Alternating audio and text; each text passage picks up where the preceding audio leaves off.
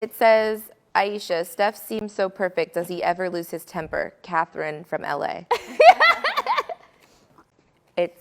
It's sickening. It's something that gets on my nerves. It really does. He does not have a temper. The only time I've ever seen him have a temper is on the court when he's gotten in trouble and it's caused an uproar. And everybody's like, oh, he's this person. He's not. Right. He is the nicest, most humble, calm human being I've ever encountered. It's part of why I love him so much. He needs to be that way for me because I have a temper. Got it. Yeah. Right? When it comes to a basketball player who possesses the greatness of a brother like Steph Curry, it is indisputable that he is a Hall of Fame. He can retire tomorrow and will be engraved into basketball royalty forever. You know, we've never seen a three-point shooter like Steph Curry. On the court, this man is phenomenal. But off the court, anything beyond basketball, especially when it comes to his wife, this is a completely different person. He's a warrior on the court, but he's a wimp off the court. This woman has humiliated this man so many times. That clip I just played, she talking about she hates that Steph Curry, doesn't get mad, she got a bad temper, and there have been many instances of Ayesha Curry humiliating this man. Absolutely humiliating him. But you can't blame her 100% because he allows it. Yeah, we got real legends in the house. My man Steph Curry in the house. Y'all give it up for Steph Curry. Steph. So what you have to understand about Ayesha Curry is she's basically like the star who never was, right? Ayesha Curry has always felt that she was the prize in the relationship, and Steph Curry has treated her like the prize.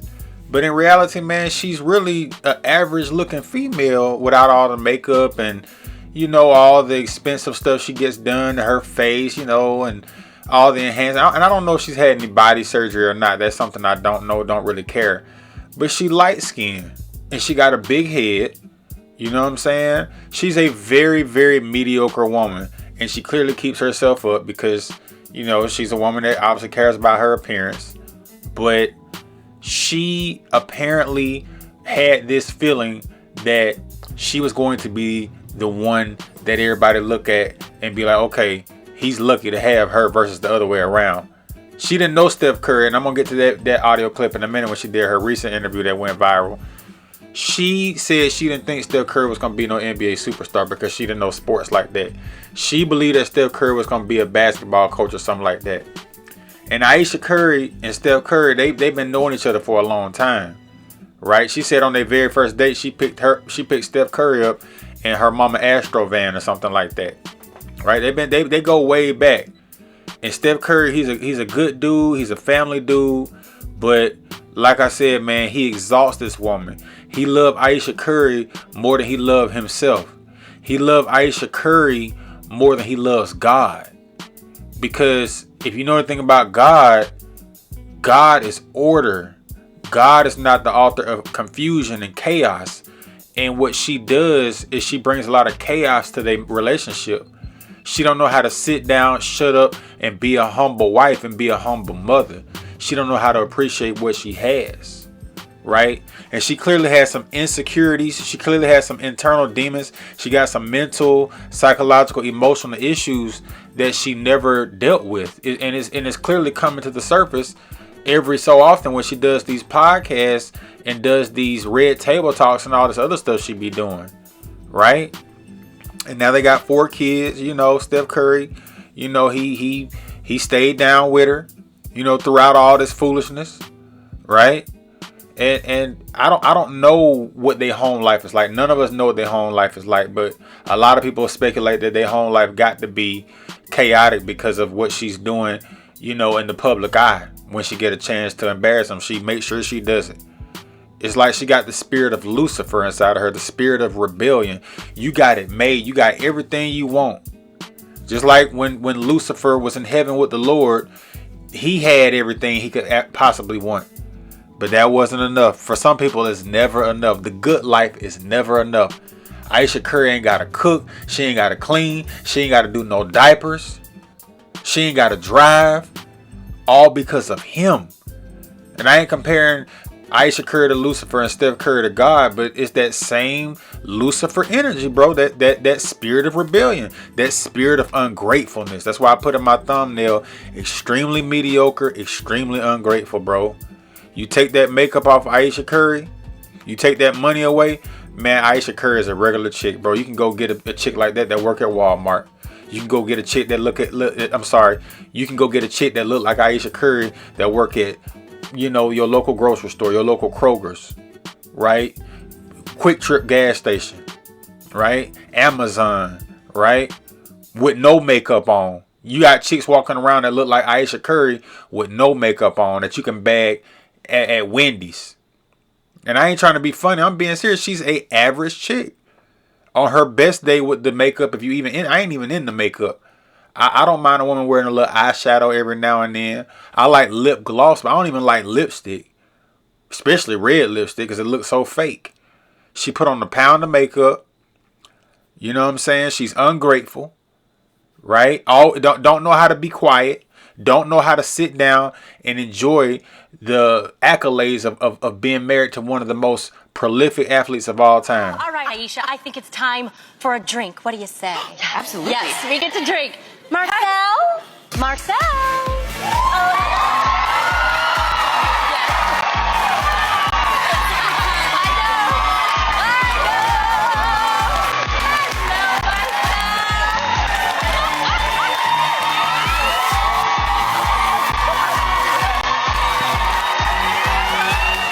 Notice how on that show, when the butler came out with his shirt off, you know, she was trying to act like she was going to take the wedding ring off, and Jeannie Mai reached over there and told her to, like, cool out. Whether she was joking or not, man, can you imagine if Steph Curry was on a show like that with a bunch of, you know, females, and all of a sudden a beautiful woman came out with her bikini on, and he started doing like that to his wedding ring, right? She would have been 38 hot. Standing. Something that really bothers me and like honestly has given me a sense of a little bit of an insecurity is the fact that, yeah, like there are all these women like throwing themselves, but me, like the past 10 years, like I don't have any of that. Like I have zero, this sounds weird, but like male attention. And so then, like, I begin to internalize it, and I'm like, is something wrong with me? You're not looking. What? You're not Like, looking. You're not even. But I'm gonna tell you something else too. When your radar's turned off, because I dealt with that for years too. Like, and I was young, like you. Yeah, like that's oh my not God. fair. I mean, because I don't want it, but Yeah. it'd be nice to know that, like, someone's looking. but That when can your get radar's dangerous. turned off, right? That can get real. Don't ever think for 1 minute that it ain't some men out there looking at you like I wish. Honestly. And I'm gonna tell you who knows that more than anybody. Your husband. And on Come on, man. And let's not forget about the time when Stephen Curry's wife posed nude, like she was butt booty naked. I don't know what made her want to do this. And this is after she started having kids. I could see if she did this when they were young and, you know, let's just say she did it before they started dating. Let's say she was a model. I think she may have done some modeling in her past, but don't quote me on that. I may be correct. I think she may have done some modeling back in her younger days, but I'm not very well read on her backstory. I know she has Canadian roots though, and I know she's mixed. I do know that. I know that she got some mixed blood. She's black, white, mixed with all kind of stuff. And I know that she has lived in Canada. I think she started off her childhood in Canada. But the sad thing about it is all the stuff she's doing, all the shenanigans that she's doing, her kids are going to see this. They're going to see those video clips of her saying things that were clearly inappropriate as a married woman. Why do you want the attention of men when you got a man already? Why should you be seeking the attention of any man other than your husband? She said she's jealous of Steph Curry getting attention from other women. Right? Why are you posing naked and you a wife and a mother? You're a wife and a mother and you're posing nude for the whole world.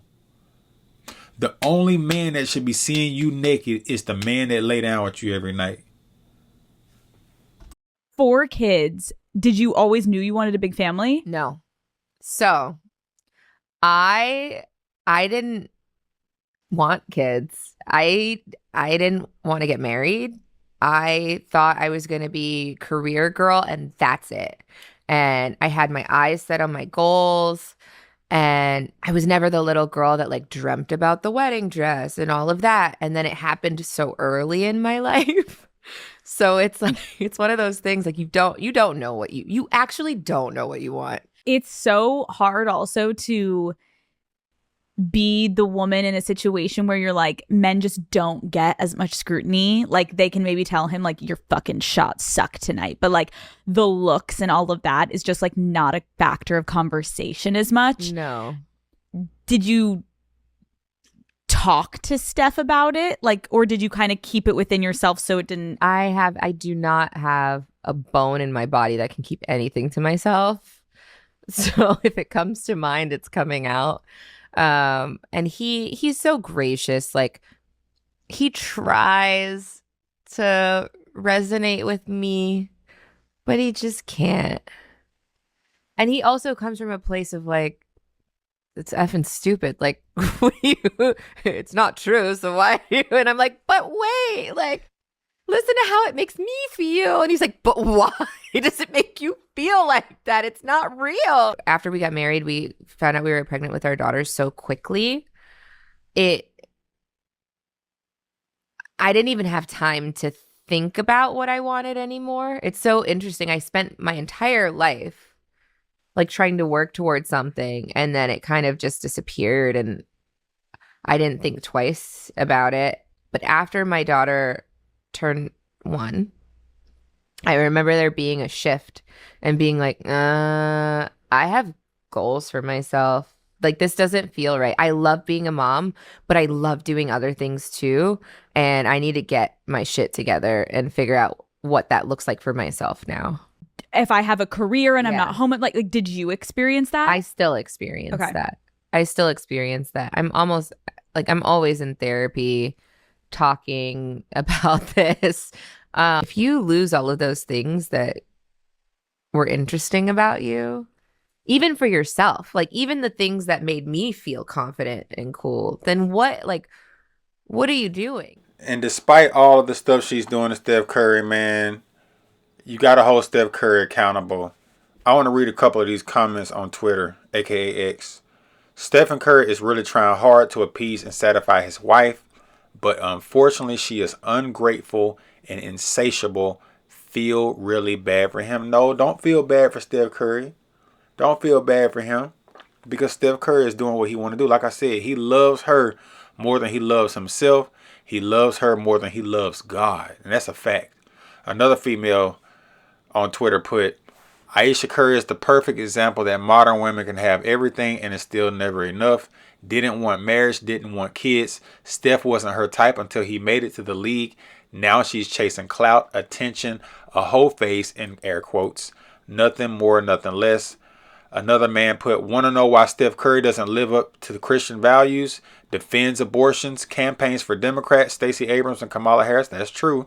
His wife Ayesha runs the show. She's a feminist, didn't want kids, regrets giving up her career, and talks bad about him. Yes, Stephen Curry did side with the Democrats during this previous election. That's very true. And in the Bible, it says in 1 Corinthians chapter 11, verses 3 through 10, this is just verse 3. But I would have you know that the head of every man is Christ, and the head of the woman is the man, and the head of Christ is God.